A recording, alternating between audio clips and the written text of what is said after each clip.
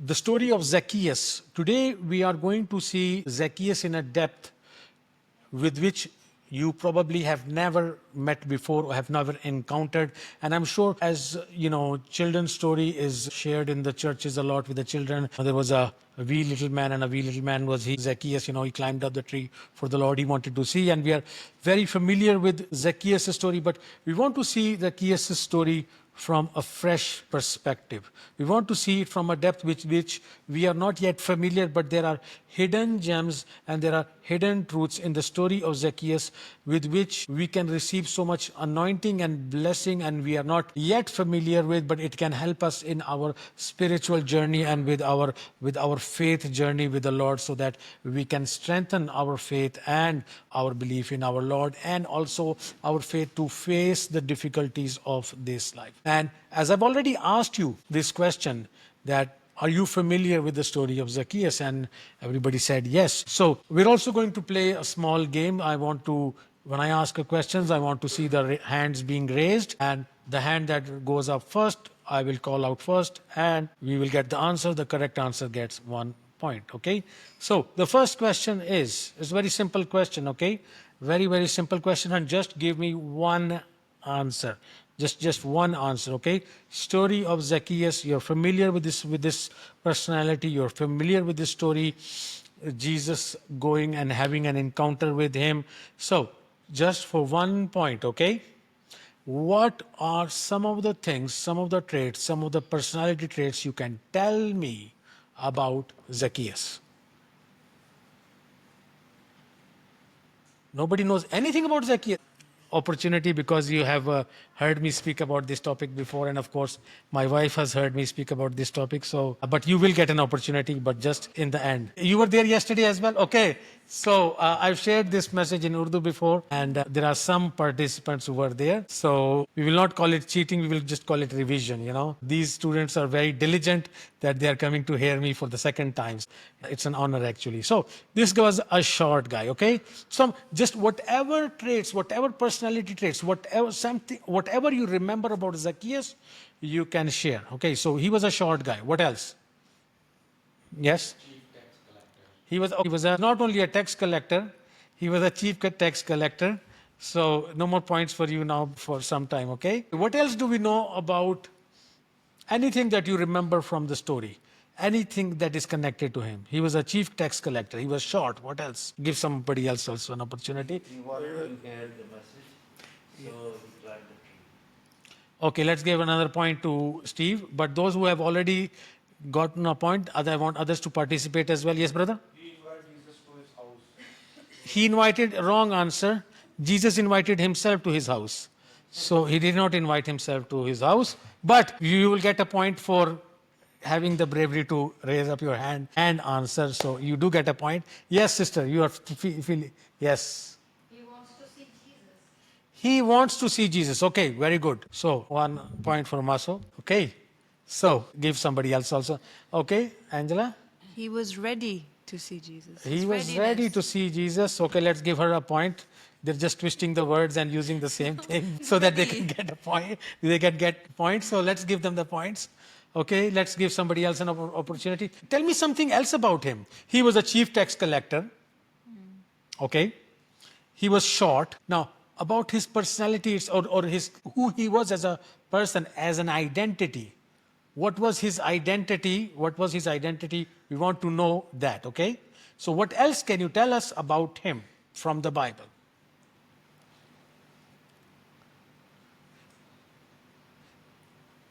Anything else?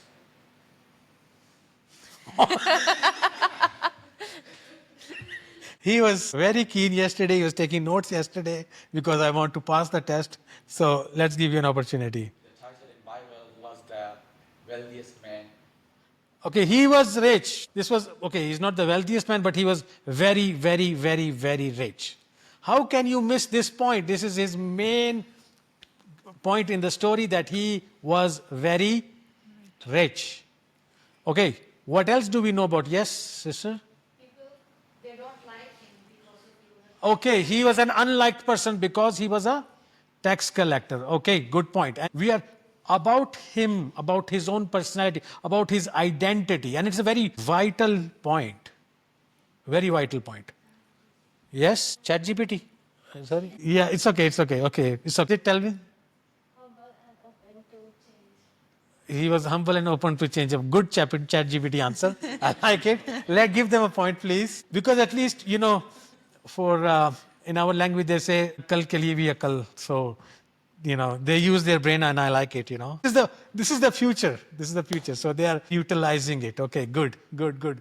Anything else we know about him? Yes. He was born to Jewish family. Okay, he was a Jew. Good, good point. Now, you are supposed to get every time half point, okay? But give him a full point, no problem, because... So, he was a Jew. This is a vital part of his identity.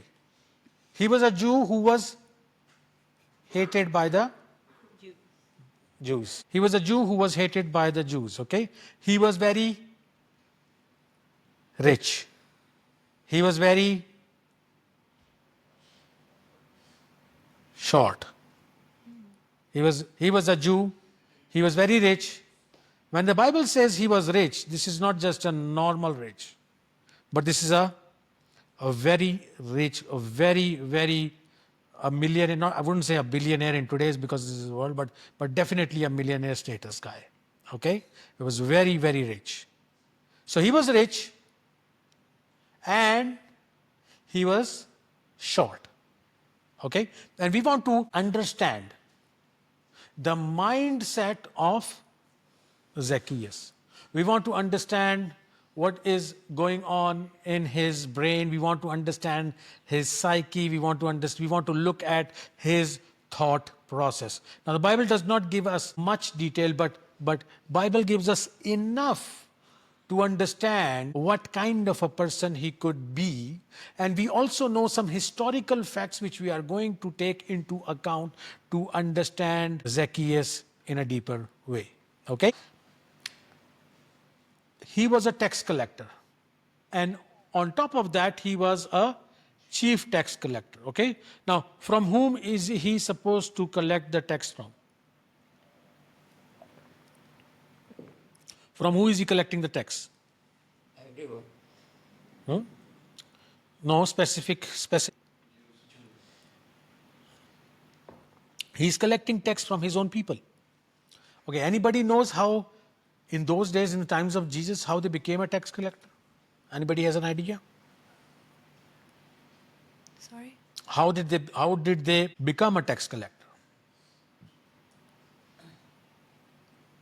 They were appointed by the Romans to be a tax collector. They were appointed by the Romans, true but mostly false, not correct. They were not appointed. What did it mean to collect tax from your own people? If you are to collect tax from your own people, how would the people perceive you? How the people would look upon you? That you are betraying them. So you are betraying the nation. Who is the tax being collected for? Who is the tax being collected for? For the Roman Empire. The tax is collected for the Roman Empire, and who is the Roman Empire? For the Jews. Who is the Roman Empire? For the Jews. Who are they? Yes, the oppressor. Martin gets a point. They are the oppressors. What else are they? Who are they? Who are the Romans in the sight of the... They are the enemy, exactly. One more point for Steve. So, they are the enemy, they are the oppressor, they are somebody who is oppressor not only in the sense of a political power, but they are also an enemy and an oppressor in the sense of a religious power, because they believe they are on the Holy Land, which has been occupied by the Romans, which was given to them by God Himself. So not only is it depressive because of politically they are oppressed, but also religiously they are not able to, although they had religious freedom, but not in the sense in which they had in the times of King David, for example, or King Solomon, or so forth and so on. So there is a kind of a political and a religious oppression, and What is the work of the tax collector? The work of the tax collector is to collect the tax and pay to the Roman Empire, because Roman Empire has a lot of expenses. Okay? The Roman Empire has a lot of expenses. Those expenses, part of it is covered by collecting taxes. How did the Roman Empire collect taxes? So you see, they did a preliminary assessment or a measurement of how much tax should be collected from a certain region. Now, in the land of Israel, it was divided, tax-wise, it was divided into 3 parts, and one of the parts fell into the area from which Zacchaeus was. For 1 point, the next question, and those who heard me will not answer, from which part was Zacchaeus from? From which city? Others will answer. Other than Angela, if anybody, okay, let's give Martin a point. He was from Jericho, okay. And sister was there, Sister Jofi was in Jericho recently. She brought us some dates from Jericho. Just imagine, the dates are coming from Jericho. So we can give you a date to try, so you can just, we will give you when we will talk about the tree and the going up the tree, so that you can actually, so this is, not a coincidence, but this is a providence that God brought you a fruit from Jericho to taste while we talk about the city of Jericho from the times of Jesus. Now, Jericho was one of the regions which was the capital of collecting the taxes, because Israel was divided into 3 regions from where the taxes were collected. And Jericho was one of them, and Jericho was a great trade city. It was a great trade city because there were many roads that were trade routes, and one of the great trade routes that went to Jerusalem went through Jericho. This means that a lot of traders used to pass through Jericho, and when they passed through Jericho, they have to do what? They have to pay tax. And who is going to collect that tax? Zacchaeus is going to collect that tax. Now, Zacchaeus is a chief tax collector, which means he does not collect the taxes himself. Who collects the taxes? He has other tax collectors under him who are actually doing the dirty work. But he is the chief, and he has many employees, or he has many tax collectors under him. Now, the taxes were collected in a way in which the Roman Empire decided and said, from this one region, this is the amount of tax that we want. So there used to be a kind of polls, or there used to be a kind of, what would I say the right word would be? I can't remember a right English word. I remember a Hungarian word for it, payazat. I don't know how would that would be said in English. They would, No. There would be a kind of, they would announce this position, an open position. So people could bid for it. So people could bid for it, and the rich people could bid for a tax collecting position, and that tax collecting position, they wanted from that certain region a certain amount of money. Now, whoever had the money would go and pay up that money, and then what he has to do? He has to collect that money from the people. And there was no governance, there was no law on how much the tax collector could collect from the people. So in a way, the tax collector had the freedom to do what? Had the freedom to collect as much tax as he wanted. There were no set rules. There were some vague ideas, some vague rules, but there were no set rules. So the tax collector could come up with certain rules for himself. So what would the tax collectors do? Profit hungry, not profit, God sent profit, but money sent profit. What would they do? They would collect much more than what was the right thing to do. They would collect. So there is a right tax to collect, and Jesus was never against it. But what was the problem with these tax collectors? You see, one time these tax collectors went to what's his name, John the Baptist, and they said, what should we do? And this is what John the Baptist answered and said in Luke chapter 3. Sister, if you can look up the scriptures. So read Luke chapter 3 and verses 12 and 13, and we can see over here what is the advice of John the Baptist to the tax collector. So although the people hated them, from Jesus' perspective, the tax collectors are not the not necessarily the bad people, because we all have to pay taxes, but there was something bad about the tax collectors, and we can see from the words of John the Baptist. What does it say? Yes. Luke chapter 3, verse 12. Then tax collectors also came to be baptized, and said to him, Teacher, what shall we do? And he said to them, Collect no more than what is appointed for you. So, from the biblical perspective, collect taxes, but do not do what?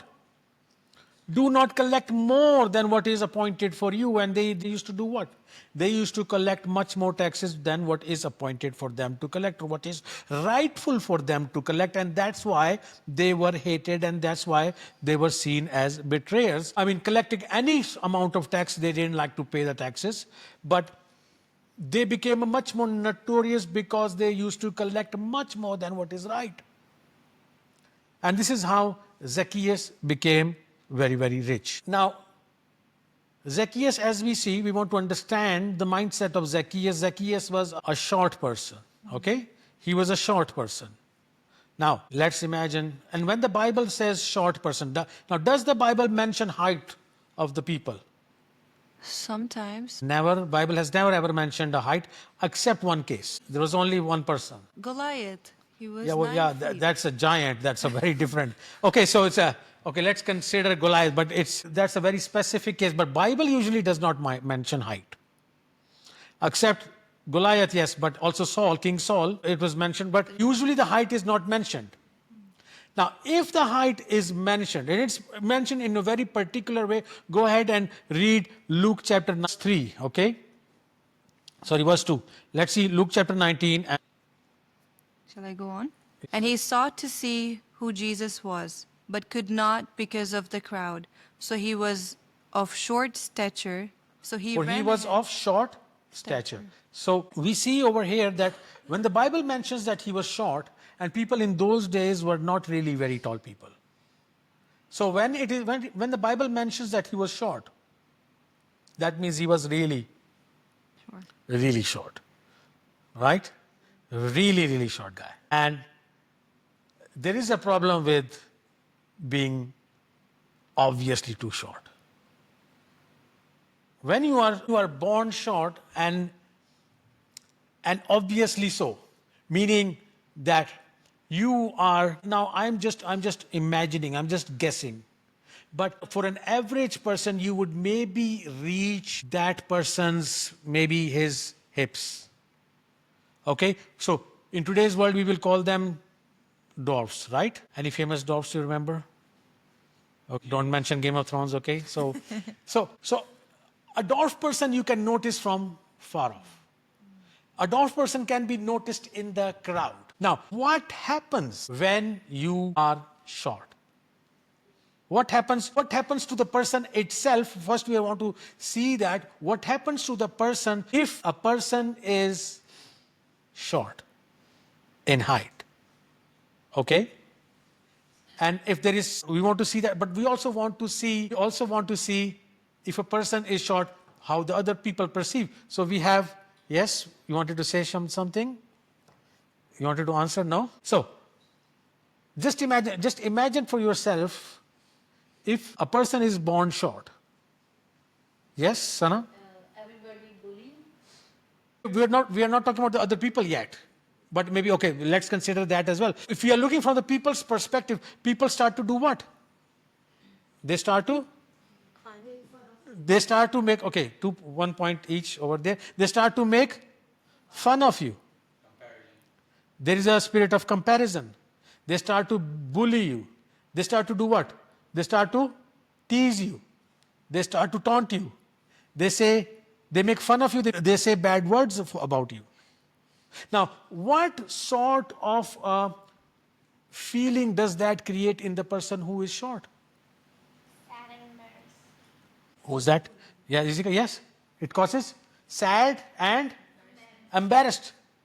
So it makes you sad, embarrassed. What else? John, I think you have a good experience. Yes, Martin. Maybe you feel rejected. Yes, he feels rejected. He feels sad. He feels embarrassed. He feels rejected. Yes. Mari? Yeah, so you have anxiety. Okay, very good. All of them are getting good points now. Okay. Well, yeah, kind of. Yes, yes. There is a kind of a, not feeling worthy enough. So there is kind of a, not a hate, but kind of a, yeah, not liking, So you're not like, you don't like yourself. Okay. And that really causes a lot of mental issues, which we want to understand from the life of Zacchaeus. Okay. Anything else you can think of? It causes shame. Who's that? Yes. So, yeah, it causes you shame. Now, all of these are all complex emotions. These are complex feelings. Now, when a person, growing up, and maybe we live in a more politically correct world today. But back in the day, nobody cared about political correctness. They did not care about other people's feelings, and they would say as it is, right? Other kids would be making fun of him, if he was going to school or whatever. This guy was intelligent, so most probably he has studied, So they would be making fun of him. And there is a kind of feeling low self-esteem. There is, you look down upon yourself. There is something missing in you. And when the Bible mentions that he was short, it does not necessarily mean he was short of stature. He was short of stature, but there was something else also short in his life, and that was maybe self-confidence. Maybe there was a missing, he had low self-esteem, self-respect. He was missing, he was short in self-respect. He was missing all these things because this is what a normal short person or anybody who is short in anything in his life would go through. And this not necessarily means height. This not necessarily means height. We can be short in any other aspect in our life. And I'm not necessarily talking about now physical aspect. Okay? Where we are going through many shortnesses in our life. And the feelings, the emotions that Zacchaeus was going through, that Zacchaeus felt, are the same emotions that we feel because we also are lacking something in our lives, and there is also some shortcomings in our lives. And because of those shortcomings and because those things are missing in our life, sometimes those things cause us to have doubt, fear, shame, low self-esteem, low self-respect, feeling unworthy, not feeling loved. We feel that we are missing out. Being short because he was in a crowd, separated, made him very lonely. And when we go through these emotions of feeling unworthy, and there is something short and there is something missing. And when we are living our lives in this world, there are definitely going to be many aspects in our life in which we are going to feel that there is something missing in our life. And when we focus so much on that thing that is missing in our life, it becomes, it might be a small thing, but inside it will become bigger and bigger, like a ball growing, like a snowball growing, and it becomes so big sometimes that it bursts out emotionally, and it causes us a lot of spiritual, mental, and even physical harm. So we have to understand what are the shortcomings in our life, and what are the things that are causing us low self-esteem, what are the things that are taking away our happiness, our joy, and are causing us to feel spiritually and emotionally insecure. And we must know how to deal with them through the life of Zacchaeus and how he dealt with it, because he is a person who is going through a lot of emotional, spiritual issues, battles within himself. Yes, sister. Sometimes these kind of people, they blame to God, why I? Sometimes these kind of people blame God. Why are there these shortcomings in my life? And it is very true. Because we are looking to blame someone else. Sometimes we blame God, but sometimes we blame somebody else. It could be a relative, it could be our parents, it could be the society, so forth and so on. Now, if Zacchaeus of shortcomings in his life, or something is missing in his life, you know, short people, they are special people. Right, John? They're special people. So, short people, they have if there is something missing, let's say the height. Okay? If there is something missing in their life, they are going to do what? This is a 2-point question. They are going to do what? Short people. Huh? They are going to pray. Well, I wish. That's a good answer. That's the right answer. I'm going to say that's the right answer, but this is not what they do. I think that we should be No. Give him a point for that. It's the wrong answer. There can be no surgery to make you taller, okay? So there is a surgery. Yeah. So there is a surgery to make people taller? Yeah. Extension? Don't give us, Yeah, okay, great. Okay, but my question is, okay, you're going to say something, yes. I think because of their complex, they will try to find another way where they can exceed. I mean, they can cover. 2 points weakness. for Angela. Okay, so what are they going to do? They are going to find a way to overcompensate their shortness. Now, what is the lack in a short person? What is the lack? Okay, but you're not supposed to answer. Okay, contentment, yes. What else? Give her a point because she deserves it. She was a good listener. Although, okay, what else? What else is lacking?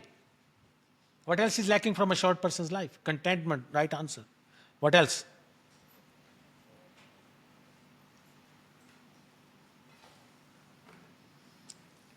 Self-respect, dignity, yes, true. Height, yes. So, self-respect, dignity, honor. You see, they don't feel that. You know what? Many of the short people, it makes them, you know what it makes them? Which is a positive thing, but they overdo it. It makes them more ambitious. It makes them more ambitious. They're sort of short people, to overcompensate, they have the urge in them, they have this passion in them to become what? To become great or to do something great. Why? Because they believe they are going to receive their honor, their name, their respect back. It makes them, and there have been many powerful short people in this world. Okay, can you name one?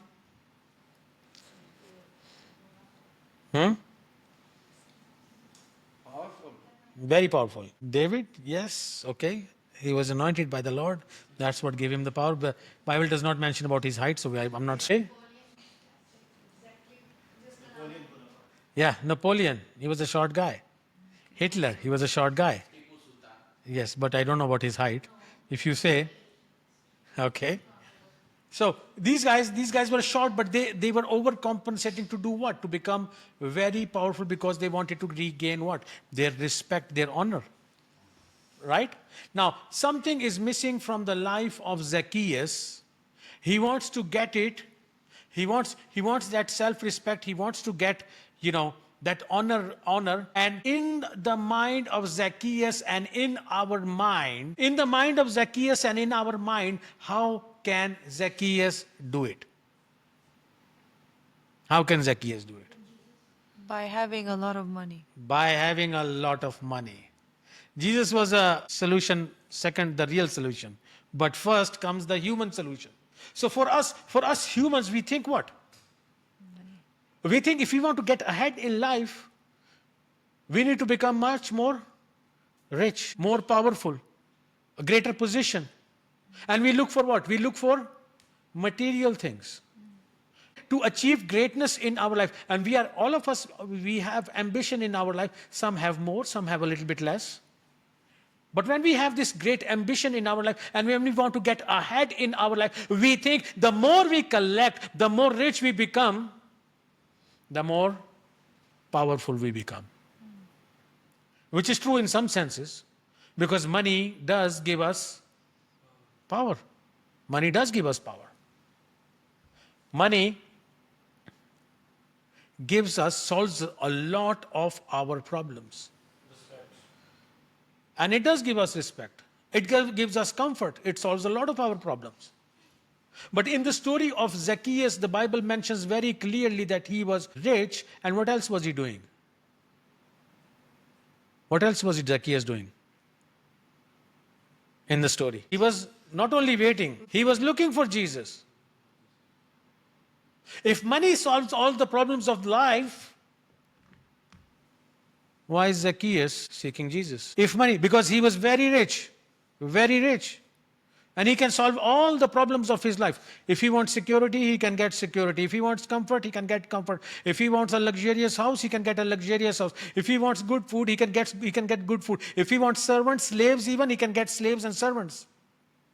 Whatever he wants in life, he can get because he is extremely rich, yet there is something inside him which is not giving him the satisfaction that he wants, which he thought will be received by money, but he has not yet received, and that's why he is doing what? He is seeking Jesus. Now, I am not against earning and getting money. I'm not against that. In fact, I am for it. But in a certain way. Now, Zacchaeus got rich. He's seeking Jesus. What does that tell you about his mindset at that moment when he was looking for Jesus? What does that tell you about his psyche? What does that tell you about his mentality at that time?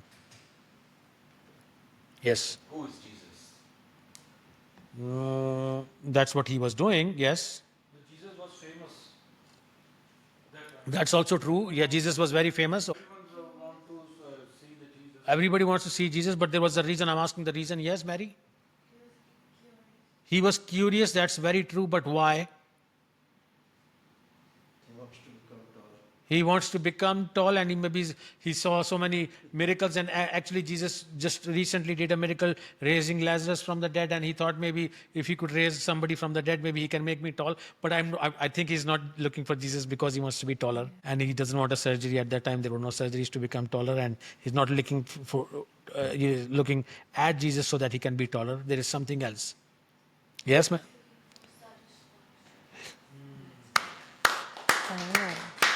Yes. 2 points. Wow. He is looking for satisfaction. He's looking for peace. He's looking for honor. He's looking for respect. And after earning all that money and getting everything in life that he thought will fulfill all he dreams, getting all the money that he thought that will fulfill his dreams, he came to a point of realization. And what was that point of realization? That all the money in the world cannot give him true peace and true satisfaction. Only Jesus can. Only Jesus can. What we are looking for in the outer world can never ever really satisfy us. We have been looking and we are going here and there, and maybe there are things missing in our life. Maybe it's financial, and maybe it's family, and maybe it's relationship, and maybe it's career, it's job, it's education, this whatever it is, and we have been looking for answers else, and we have not gone to the source. We have been looking for answers elsewhere all our lives, and we have not gone to the source. But in fact, and the fact of the matter matter is that the source of all the solution to all the problems in our life is actually walking towards us, but we have never really been ready to see it. Because we are doing what? We are seeking solutions elsewhere. Zacchaeus has come to a realization that all the money in his life cannot give him true satisfaction, cannot give him true peace, cannot give him what he is looking for. And my question is, how did he come to, because Jesus is going to answer the greatest need of Zacchaeus. The greatest need of Zacchaeus. Zacchaeus has two great needs. Two great needs. One of them, Zacchaeus has a need to really, and Zacchaeus himself does not know this. Zacchaeus does not even know what his need is, and regardless of Zacchaeus not knowing what his need is, Jesus is going to, just in two sentences, just one encounter and two sentences, Jesus is going to solve the greatest problems of Zacchaeus' life. And one of his greatest problems in his life is that Zacchaeus himself does not know who he is. Zacchaeus himself, he is seeking Jesus. He is seeking Jesus, but Zacchaeus himself does not know. He knows his answer is going to come from Zacchaeus, but he does not really even know what his problem is. He just knows that inside, deep in his heart, there is something missing. Because first of all, he does not know who he is. And a second great need inside him is a need to know that he is okay with the Lord. Because the people consider him what? The people consider him? You want to go ahead and read, Luke chapter 19, Luke chapter 19 and verse 7, and we are going to see what the people are considering him. Okay.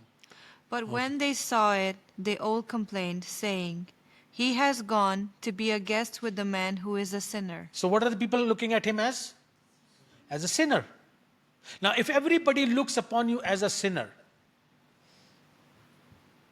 what does that make you think?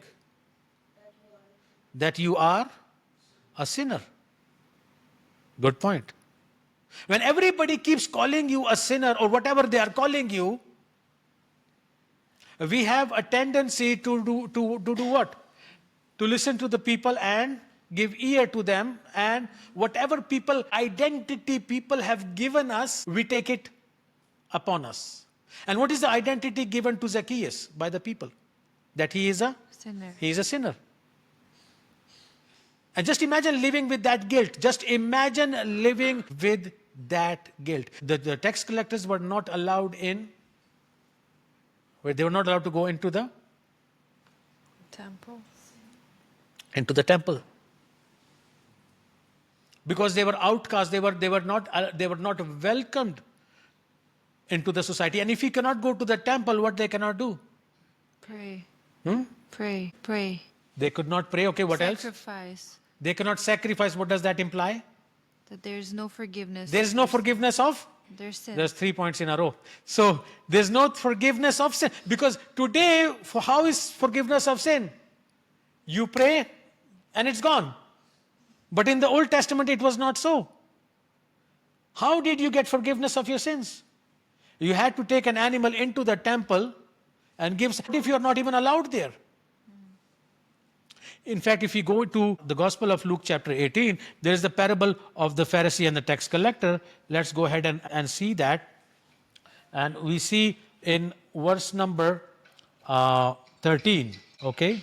Verse number 13, what does it say? And the tax collector, standing afar off, would not so much as raise Standing afar off. They are going to the synagogue, but he's not allowed to go in. So where is he standing? In the back. He's standing far off. And this is a parable told by Jesus. So go ahead and read it. One of the things that Jesus was known for was that he used to spend time with tax collectors and sinners and prostitutes. And Jesus here is mentioning in this parable what? What is Jesus mentioning? That he's mentioning, he's comparing a Pharisee and a tax collector, and he's saying the tax collector went home justified. So Jesus had a sympathy for the tax collectors, and he has heard stories about tax collectors, that he has been to other tax collectors' homes before. And there is a tax collector who is already not only forgiven, but he is what? He is a disciple of Jesus. And that's giving what? Hope to, that's giving hope to Zacchaeus. Yeah. And he's thinking that there is some hope for him. There is some way, because there is no traditional way for him to get what? Forgiveness of sin. And he is thinking now, there is some way to be connected to the Lord by Jesus. But there is a problem. There is a problem. Let's go to Luke 19 and verse 3 again and see what is the problem? And he sought to see who Jesus was, but could not because of the crowd. He sought to see who Jesus was, but could not because of the Crowd. So what is causing the hindrance for him to see Jesus? The crowd. Huh? The height. He's the crowd. What is causing him to see? What is the hindrance that is causing him to not to be able to see Jesus? It is the crowd. It is the people. Now, what does the crowd and the people represent for our lives?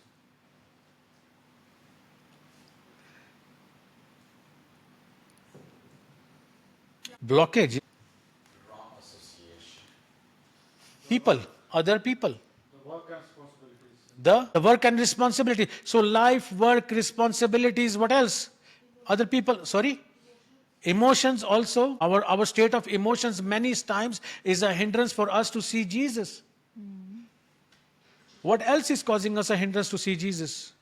Work, responsibilities, our mood, our emotions, wrong associations, wrong people, the crowd. Because of the crowd, he cannot see Jesus. The bad habits, brother, you're right on point.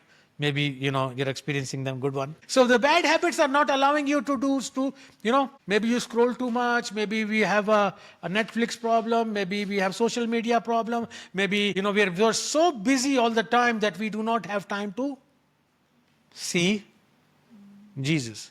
Those are the things that are causing us, that are causing what? Hindrance for us to see Jesus. And we want to understand through the life of Zacchaeus what is the solution to that problem.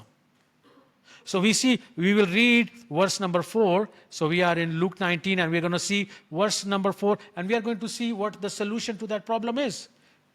So he ran ahead and climbed up into a sycamore tree. So he did what? Climbed up. So from the beginning. So he did So what? he ran ahead. So he Ran ahead. Yeah, louder. So he did what?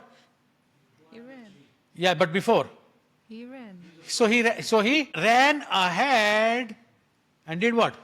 Climbed up. So he ran ahead and he climbed up. Now, have you ever seen a dwarf person running? In the movies. Yeah, have you ever seen a dwarf person running? Isn't it funny? I'm sorry to say this. It's not politically correct. But people who are very short don't run that often. And they especially do not climb trees. They do not climb trees. And they do not also, also rich people don't climb trees. Rich people do what? They chill. Mountains. No, so they do what? The rich people make other people climb trees. Do the rich people climb trees themselves? No. No. Rich people do what? Rich people make other people climb trees. This rich person will not run. He will make other people run. He will not climb trees. But why is he running? Why is he climbing a tree? Because, yes, Martin? Because he wanted to see Jesus and he was willing to humble himself. Okay, very good. His desire to see Jesus outweighed the embarrassment of running and climbing a tree.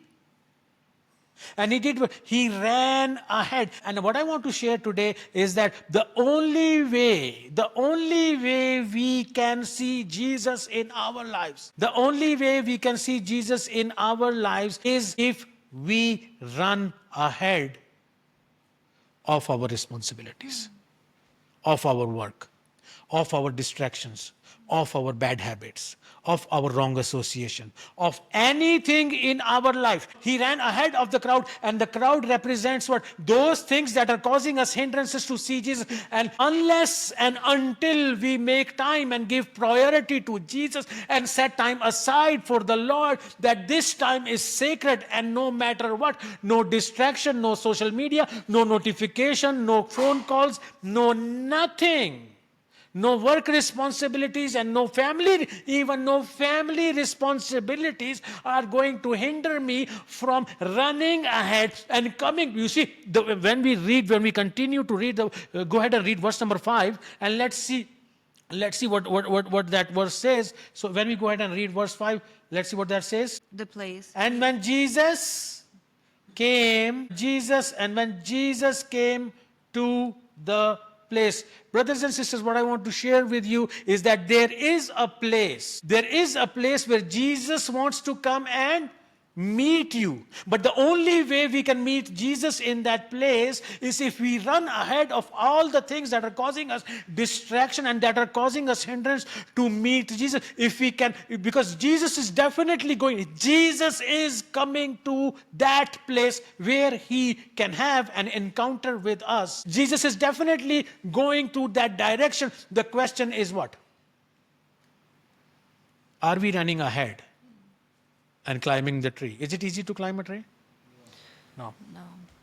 We have to go through comfort zone. Yeah, we have to leave the comfort zone to climb a tree. It's a hard thing to climb a tree.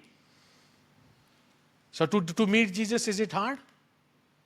In some senses, yes. It's going to cost us what? Leaving our Comfort. laziness, leaving our distractions. So that's why it's not comfortable, it's not easy. It is very easy, if we are ready, it's very easy to meet Jesus. But what is causing us the difficulty?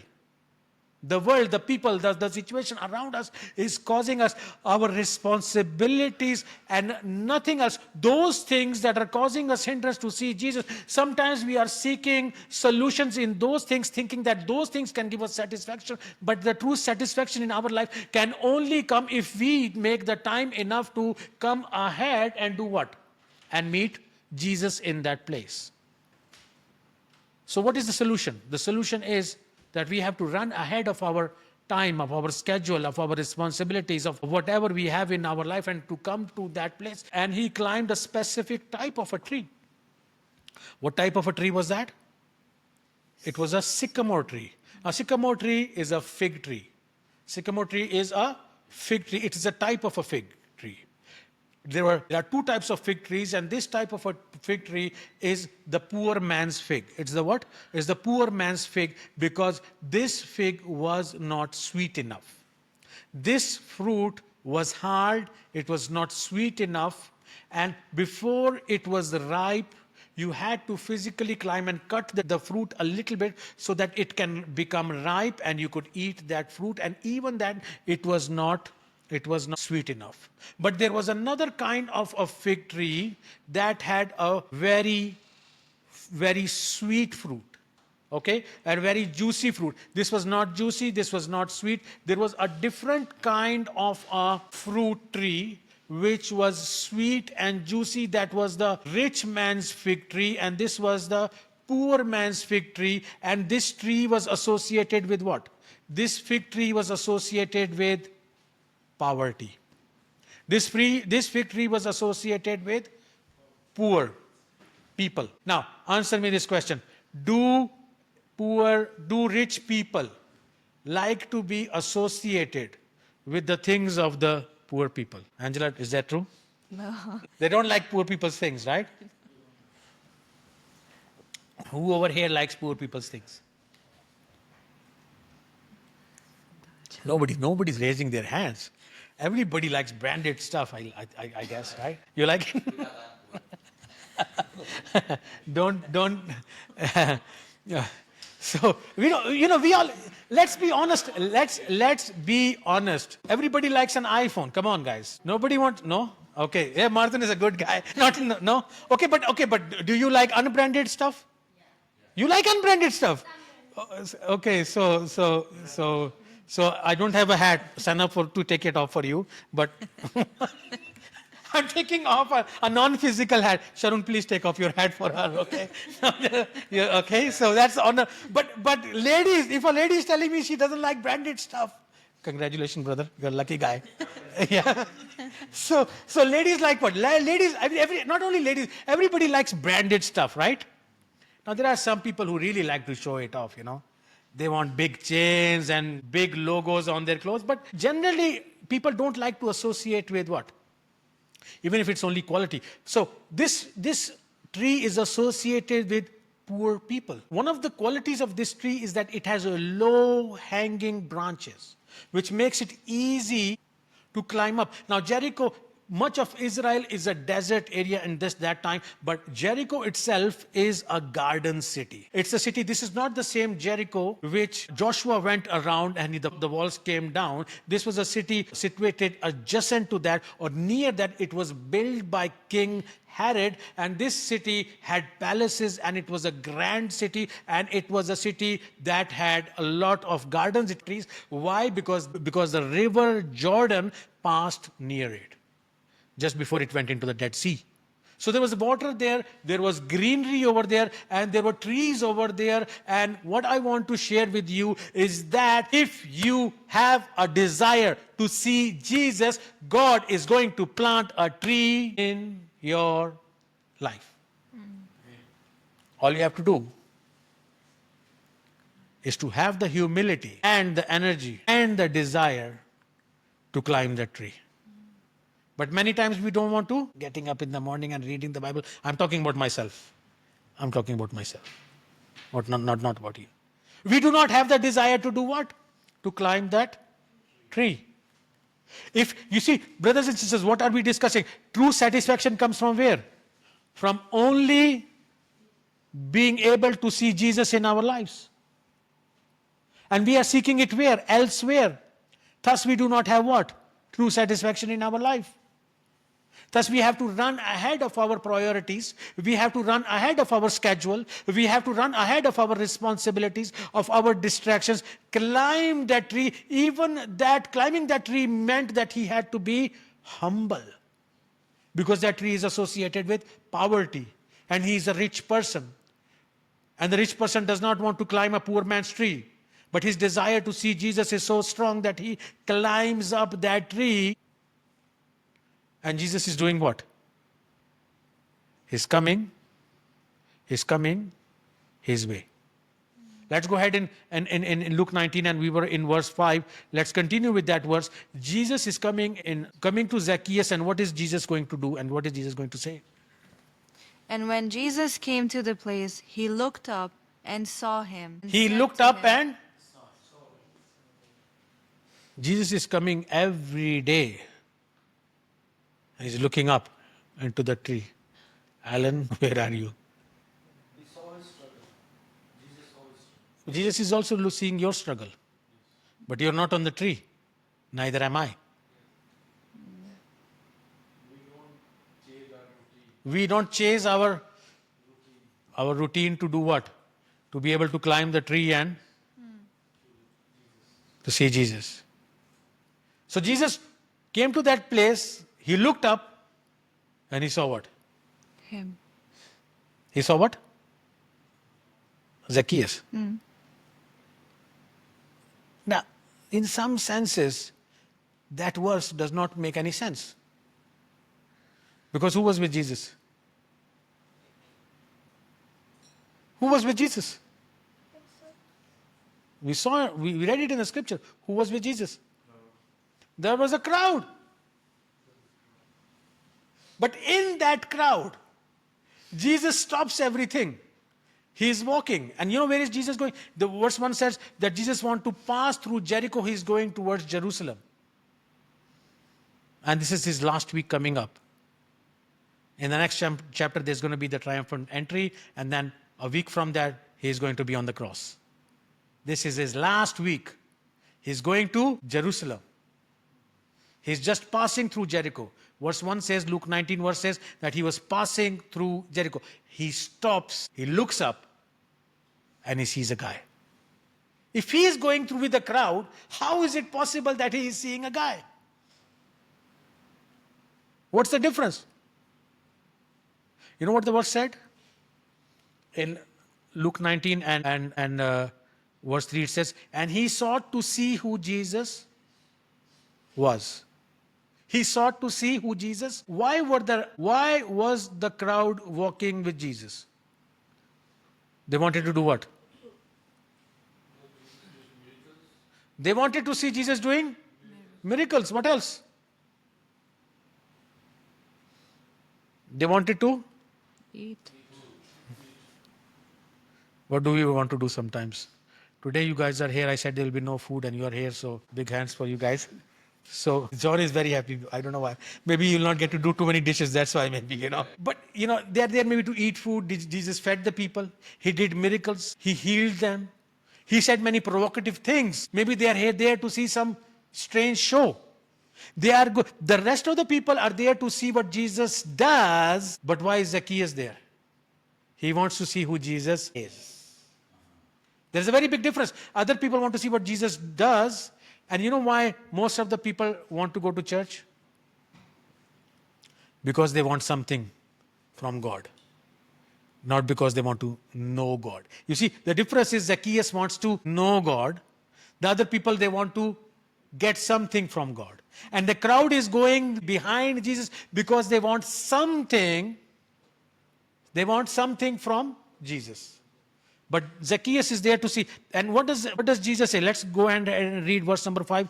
So Luke 19 and verse 5. Let's see what Jesus says, how he replies. Zacchaeus, make haste. What does Jesus say? Zacchaeus. What does he say? He says his name. He says his name. He says Zacchaeus. Now, we do not have any proof that Jesus knew him before. And do you think Zacchaeus knows that Jesus knows him? No. He thinks, if I only get a glimpse of Jesus, it's more than enough. Coming to a surprise that not only is he going to get a glimpse of Jesus, Jesus knows him personally by name. And if you are seeking Jesus, he knows you personally by name.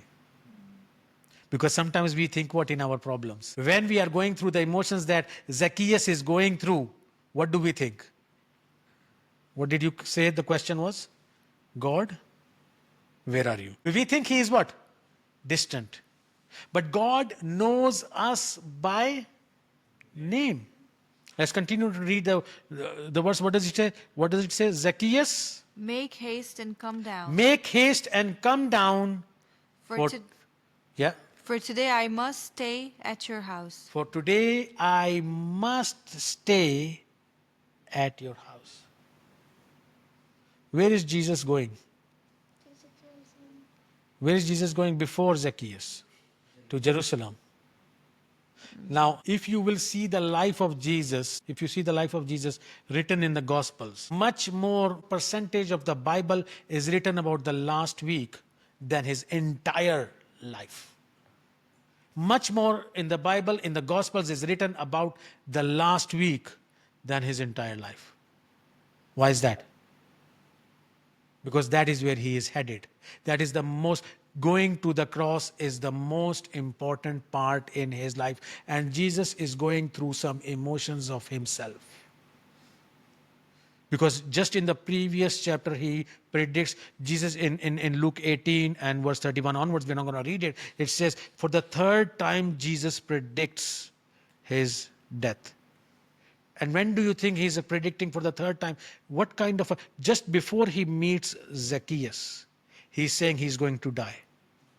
What kind of an emotion would Jesus be going through? We saw a lot of emotions that Zacchaeus had, but what kind of an emotion Jesus is going through? Jesus is going to go to the Garden of Gethsemane and he is going to pray, Lord, if it's possible, take away this cup from him. And blood is going to, in the place of sweat, blood is going to pour out, and he has a heavy heart.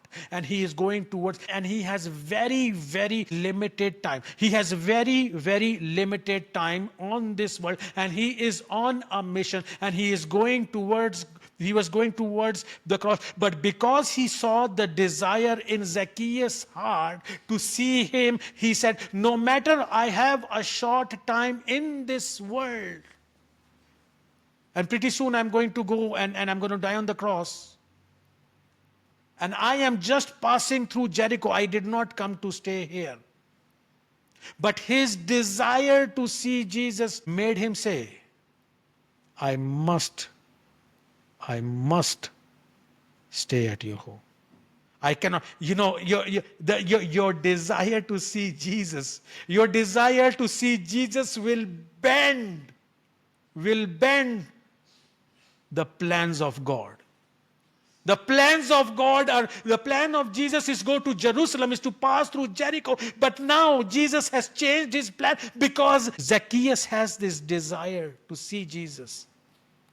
And your desires to know God are not only going to alter God's plans for your life, they are going to alter your life completely. Your life is not already written.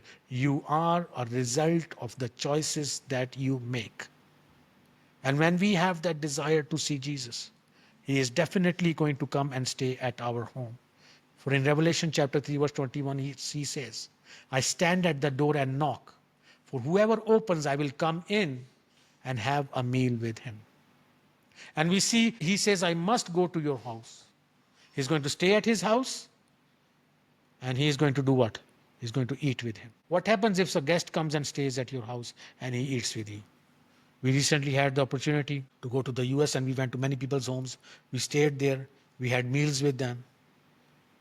And you know what happens when you go and stay with someone and you have a meal with them? You get to know that person much more closely, much more intimately. And he says, because you have a desire to know me, I'm going to do what? I'm going to come, stay with you. Did the other people like this thing of Jesus?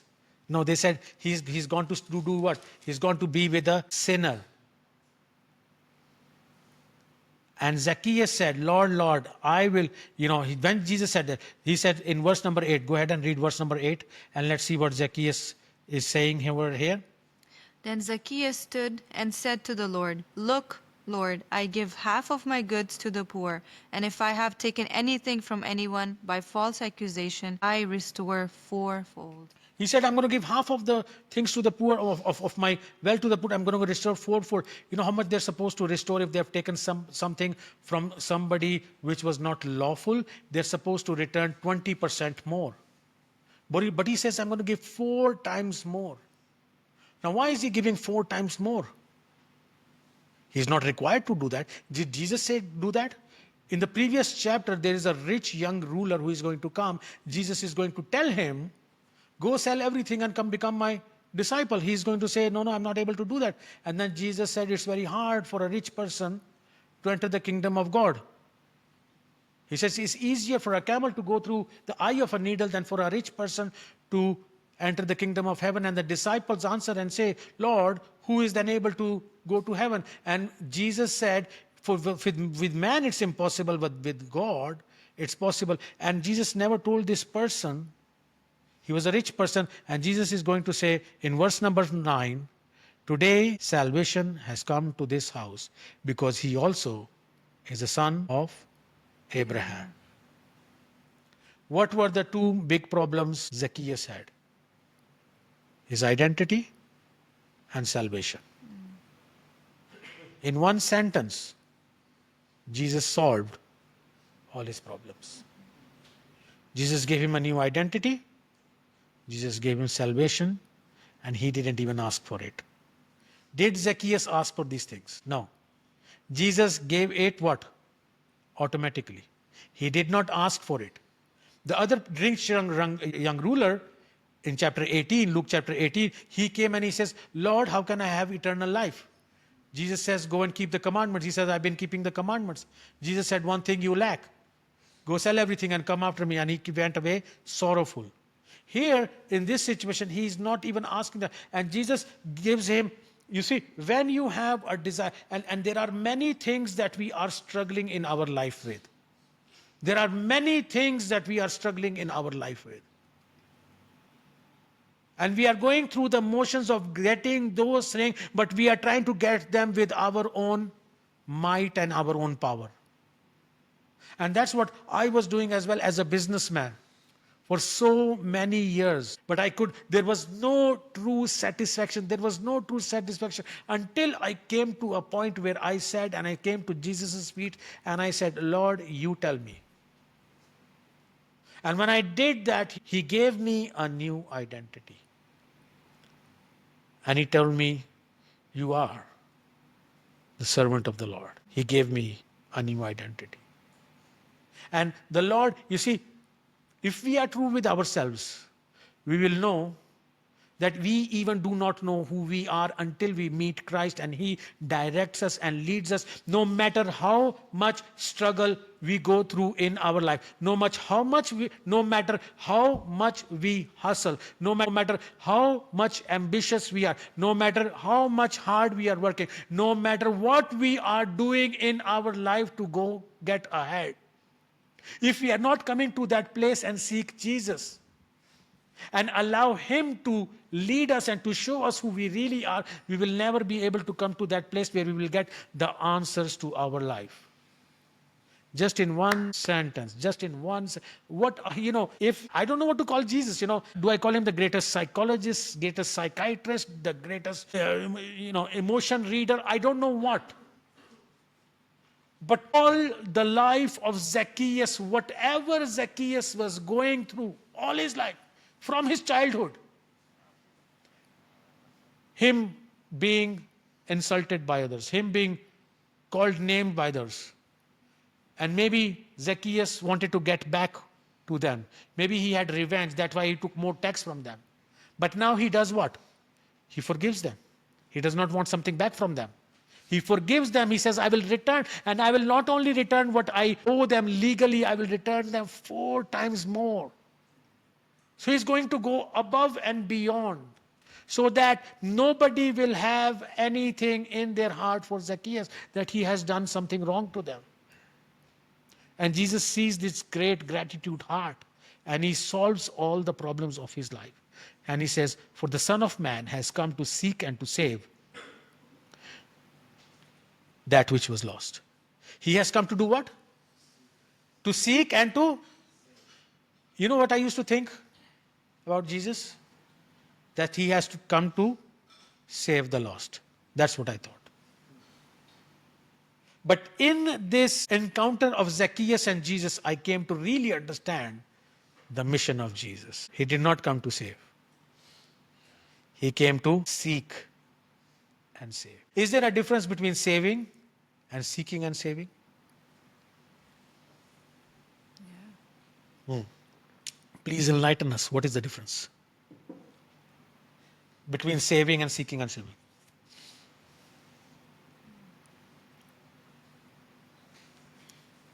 Think about it. What is the difference? Saving people is only in God's hands and seeking is in our hands. Not 100% correct, but very, very close. So big hands for you. Good point. Very, very, very good point. Saving only is for the whole world. Seeking and saving is for the individual. Seeking and saving means there is a collaboration. There is a partnership. God wants to save everyone, but will he save everyone? No. Who will he save? The one who is seeking. Seeking from both sides. From God's side, but also from the side of the person. Because God honors what? Our free will. And Zacchaeus was seeking. Zacchaeus was, and they said, okay, these people are saying, this is not right, this is a sinner. Jesus says, I can't do anything about it. Look, he's seeking me. And I am seeking him. You might like it or not like it. Does it matter for Jesus? No, because that's what Jesus' mission is. What is Jesus' mission? To seek and to save the lost. What I want to end today's Bible study with, studying from Zacchaeus, learning from Zacchaeus, is the fact that we are seeking the wrong thing. What are we seeking? The wrong thing in our life. Now, those who are brave can raise their hands and tell me what are they really seeking. To be honest, be honest. Those who are brave, those who are not brave, don't raise their hands, just acknowledge in your heart what you are seeking. Don't tell me God, okay? Don't tell me. Be honest. Be honest. We have a great volunteer. Yes, John. Wow. Very honest guy. What are you seeking? So at least John is honest. At least John is honest. What are you seeking, John? Why? Short wife.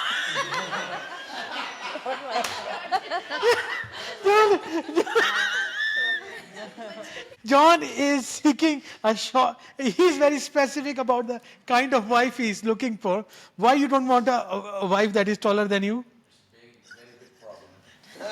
big problem. Okay, so John is looking for a short wife. Okay, thank you, John. After the Bible study, we will go deeper into this conversation. And we will try to find out, first of all, yes, you are seeking a good answer. You are seeking a good education. That's a good desire.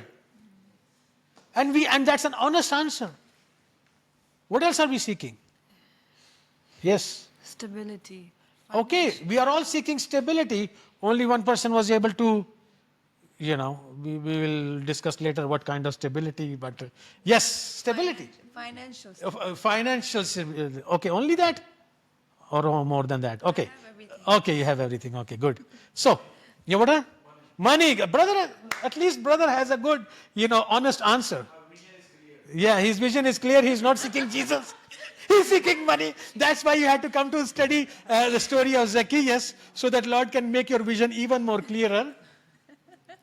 And may the Lord give you a lot of money, so that you will find out the answer that money is good, but not everything. It's good to seek money. Money, you will have attitude. When you have attitude, That will not be good. So he have to humble himself, right? That is the most humble answer. Brother is saying he's very polite. That means he has the most humble attitude. Right. You guys are amazing. So whatever it is, whatever our desire is, whatever our desire in our life is, this is our testimony that we thought without our business, we are nobody. But what the Lord showed us? With me, you are somebody. You are nobody without me. We thought we cannot survive without the business. We thought we cannot survive without the business. But does it seem like that I am going through a famine? Does it seem like it? Guys, I've been fed well. Even though for now getting there to be nearly a year, we don't have a business. How is the Lord doing it? As they say in Hungarian, fogalmam sincs, right? I have no idea. I have no idea how He's doing it. But one thing we have learned to do, or I might use the right term, one thing we are learning to do is to let our lives in His hand. Now, it does not mean that we do not have anxious moment. It does not mean that we do not have stressful moment. It does not mean that we do not have moments of doubt from where my provision is going to come from where the money is going to come from. But the Lord keeps reassuring us. Instead of running after money, run after me. Run after me. Like who did? The short guy, Zacchaeus. He ran after Jesus. And whatever he was seeking for, just in one verse, Jesus gave him salvation and a new identity. What is his new identity? Son of Abraham. And what is son of Abraham? It's a position of honor, respect. Something which he never ever had in his life. And who did he say this to? To Zacchaeus? Did Jesus say this to Zacchaeus? Jesus said it to the crowd. Jesus said it to the crowd. Because who did not respect him? Who did not give him honor? What was he seeking? Respect and honor. And where did he find this? Where did he first go to find the solution? No. He went to find the solution in? Money. Good point. Money, we did not give him that. He went to find this in money. Money did not give him honor. Money did not. One encounter with Jesus, he gives him identity, he gives him respect, he gives him honor, not in his sight only, but in the sight of others. And what else does he do? He gives him salvation also. Everything that he's seeking for. And everything that you are seeking for, Jesus is seeking. Everything that you are seeking for in your life, Jesus is seeking to give you. Just climb that tree. Just climb that tree. God bless you, everybody.